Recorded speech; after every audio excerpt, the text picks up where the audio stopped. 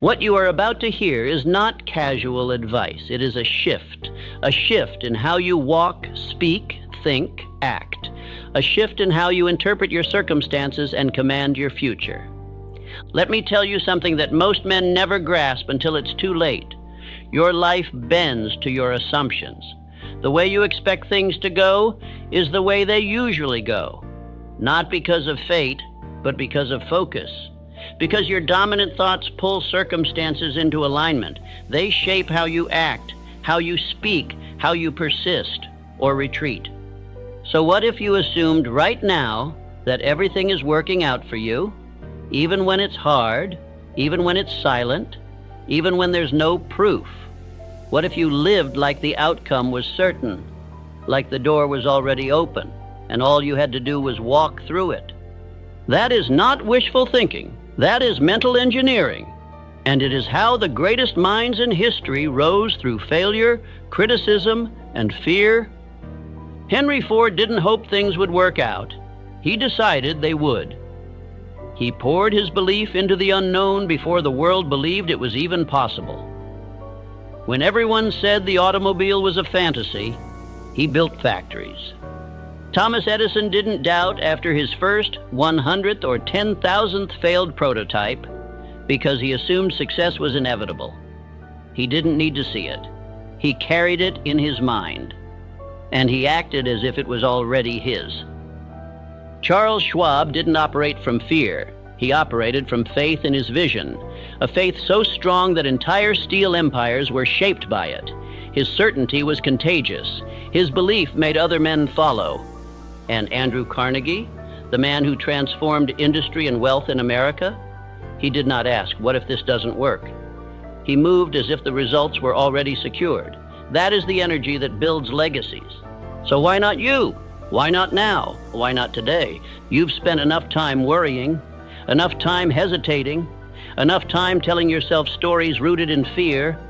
Now, it's time to flip the script, because the version of you that hesitates, that overthinks, that shrinks when life gets loud, he cannot coexist with the version of you that walks in certainty. You cannot serve two minds, one must die. So today I hand you a new frame, a new filter, a new standard. Act as if everything always works out, not because it's guaranteed, but because it makes you unstoppable. Because when you assume that success is inevitable, you move with courage, you speak with authority, you command your life instead of negotiating with it. This video is your reset, your new operating system, and it is to be repeated, not once, not twice, daily, until your subconscious accepts this certainty as law, until doubt withers in the presence of your calm.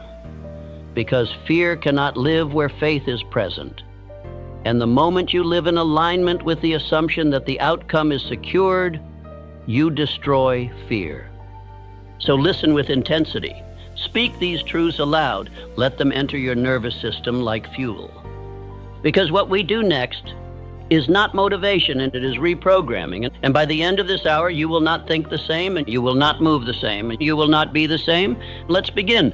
Let's start with a question that has the power to rewrite your entire life. What if it all works out? Not just the small things, not just the comfortable outcomes, but all of it. The setbacks, the delays, the pain, the silence, the detours, the moments where nothing made sense. What if all of it, every piece of the struggle, is building the exact version of you required for the dream you've been asking for? Most people don't live in that possibility. They live in worry. They wake up bracing for failure. They talk about worst-case scenarios. They expect betrayal. They wait for the bottom to fall out, even when life is rising. And because of that expectation, they unconsciously direct their energy toward what they fear instead of what they want. But there's another way to live, a way that doesn't require hype, a way that doesn't demand perfection, a way that simply asks one thing from you: to believe before you see. Because here's the truth. Belief isn't a reaction. Belief is a choice. And that choice directs the energy of your mind. The subconscious does not argue with you. It accepts what you feed it, and then it builds around that assumption. If you say, things never work for me, your subconscious says, understood. And it begins filtering your world through that lens. That's what you start to notice. That's what you start to expect. That's what you attract. Not because of magic, but because you stopped looking for anything else. Now imagine the opposite. Imagine waking up, no matter the circumstance, with this quiet command running in the background. Everything is working out for me. Even if you're broke, even if you've been betrayed, even if the path isn't clear yet, you still move like it's happening. You still execute like the doors are already opening. You still build like the foundation is solid. That belief alone, practiced daily, would rewire your entire life, because when you assume things are working in your favor, you become calmer under pressure. You become more patient in the waiting. You move with power even when the evidence isn't there yet. This isn't delusion. This is leadership of self. Thomas Edison once said, "I have not failed. I've just found 10,000 ways that won't work." That's not just perseverance. That's a man who assumed the light bulb was already his. It was just a matter of time. He didn't ask, what if this never happens? He asked, what else can I try because I know it's coming? That mindset is the difference between the man who folds after 3 setbacks and the one who becomes a legend. Henry Ford, when his investors laughed at the idea of a car for the common man, he didn't try to prove himself with words. He didn't shrink into fear. He moved forward like the world was wrong and his vision was already done. And that's not arrogance. That's assumption with discipline. It's the decision to act like it's working, even when you can't see it yet. The weak wait for proof. The powerful move as if the proof already exists. That's what this mindset gives you. It removes the need for validation. It replaces panic with posture. And it installs a new belief system. The outcome is certain. I just haven't arrived yet. So let me ask you again, what if it all works out? What if the delay was divine? What if the betrayal was protection? What if the confusion was construction? What if the thing you're calling a setback is the exact detour that will introduce you to the version of you actually need? You see, once you install that assumption, once it becomes your default, you no longer fear the unknown. You welcome it. Because the unknown is not the enemy. It's the evidence that something bigger is forming. And your only job is to keep moving, to build when it's boring, to lead when no one's clapping, to act like the outcome is locked in, even if the scoreboard says you're losing. Because the scoreboard doesn't measure your spirit. It doesn't track your faith. It doesn't see what's building behind the scenes. Only you know that. Only you know how deep this decision goes. So say it to yourself right now. I live as if everything is working for me. I don't panic, I prepare. I don't beg for signs. I build in silence. And I will not fold because I've already decided the ending. This is not mindset fluff. This is mental warfare. It is the choice to walk through the chaos with order in your mind, because once you decide how this ends, you don't need to flinch at the middle. Act as if everything works out. And soon it will. Because what the mind accepts, the world starts to mirror. There is one quality above all others that separates the drifter from the builder. The lost from the locked in. The man who watches life happen from the man who shapes it with his own hands. That quality is definiteness of purpose, a clear, unwavering, unshakable aim, a target burned so deeply into the subconscious that it becomes impossible to ignore, even in silence, even in failure, even in doubt. This is not a vague dream, not a list of goals, not a wish list typed into a phone at midnight and forgotten by morning. This is purpose, written with fire, carried with discipline, protected with your life. Because without purpose, your energy scatters. Your hours are stolen by distraction. Your focus is hijacked by the next shiny thing. You chase a dozen paths and master none. You build halfway and then walk away. You mistake movement for momentum, activity for achievement, noise for direction. But when you become a man with definiteness of purpose, your path narrows, your vision sharpens. You stop waking up wondering what the day will bring and start commanding the day to deliver what you have already decided. That's power. That's the beginning of transformation.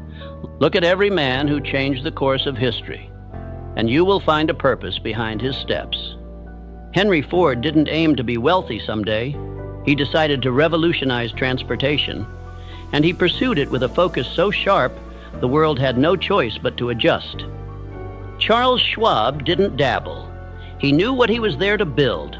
He knew what Carnegie needed, and his purpose was so magnetic that others followed. Not because he demanded it, but because his clarity made hesitation impossible. Abraham Lincoln didn't drift into greatness. He made a decision so clear, so final, that not even a divided nation could shake it loose. That's what you need now. A final decision, a line in the sand, a sentence that lives in your bones, so clear that your mind orbits around it every single day. Let me ask you, do you know your purpose? Do you know without a doubt what you are here to do? Because if not, no strategy, no system, no motivational video will save you. Your progress will always be temporary. Your habits will collapse under pressure. Because the one thing that holds it all together is your why, your decision, your purpose. So write it down. One sentence, not 10. 1. What is it you must build before your time here is done? Who must you become? What must you give? What is the result that your life demands? Not because it's easy, but because you decided it matters more than anything else. That's your purpose. And once you have it, you read it aloud every morning. You write it by hand every night. You don't wait to feel inspired. You rehearse it until it replaces every other thought.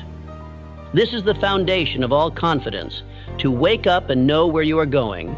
You don't compare, you don't scroll, you don't flinch, because your steps are already assigned. Everything you do, the food you eat, the books you read, the habits you install, the words you speak, the risks you take, it all bends toward one thing, your definite purpose. And that gives you spiritual immunity against distraction. You no longer envy other men's paths because you are locked into your own. You no longer fear failure because you know it is part of the construction. You no longer need approval because your purpose gives you authority. And from that place, your decisions become easy. Clarity becomes your compass. Time bends in your favor because the universe, your mind, and every atom of your being begins to conspire around one thing, completion of the mission. But without that purpose, even the best habits will drift, even the strongest man will fall, even the most brilliant mind will chase things that don't matter. So write the sentence, etch it into your soul. This is not for someday. This is not for when life calms down. This is the day you stop living like a leaf in the wind and start moving like a builder with orders from within. Say it now. I know my purpose, and I follow it without apology. I no longer wait for clarity. I generate it. My energy is sacred, and my direction is locked in. This is how empires begin, not with noise, but with one decision burned so deeply into a man's spirit that even time itself bows in his direction. And if you haven't made that decision yet, make it now, because the clock is still running, but your focus hasn't been. You've got work to do, you've got power to build, and none of it will happen without purpose. Faith is not something you wait for. It is not a gift that descends from the sky.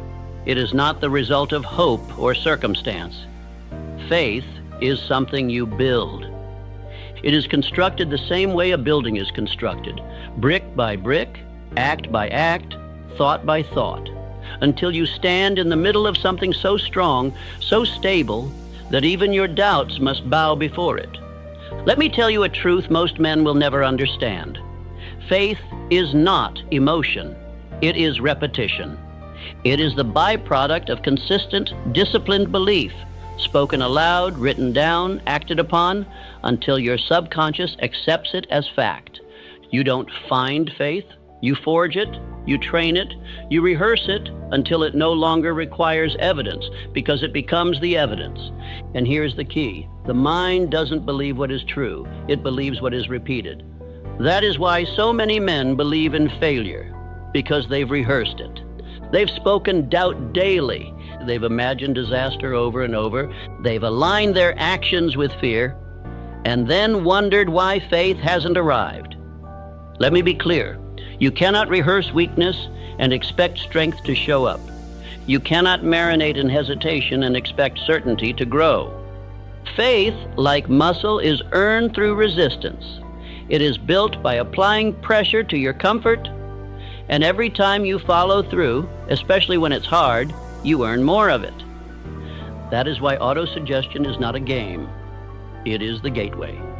It is the act of deliberately feeding the mind the identity you have chosen, not the one you were given, not the one they labeled you with, the one you designed. That's why I don't tell you to casually watch a video and hope it changes you. I tell you to repeat it, to study it, to speak it back. Because when you do, when you make those words louder than the doubt, something extraordinary happens. You start to believe yourself. That is the root of all personal power. To know that when you speak, your subconscious listens. So you begin each day with command, not confusion.